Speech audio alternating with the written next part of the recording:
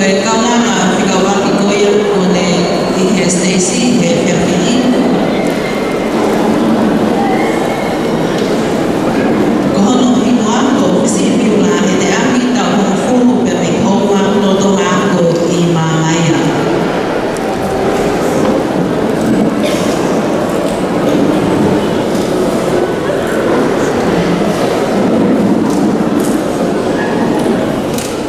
Ko hoku kakei ko e toa lau whiretoa e tātou tongi he lohia e whakamosia funga papai o whangupitanga ka koe ku whangwhae o tā baribari me hoku whakokua anga. Ko hoku sisi te pero whamate i te whangwhae pe me he lausi pe wākai me he api ko toloa ko hoku sisi wale ke whamahino e na wale i a tama. Ko hoku esa ko i lose te pero pe tui whakolo o whapito i ngā lau e whita aki. Ko hoku i sei ko i lose kale i ena ko i whitala ki anga ko i hala maia. Te hoku ka hoa ko i hei lana te tui pe alaloni whawai pikitoni te tori kai ka asi mi he api koloma. Ko hoku whasi tau urunga ko e whatapu ko e hau e ototonga ko e whauia a pātere kui tapa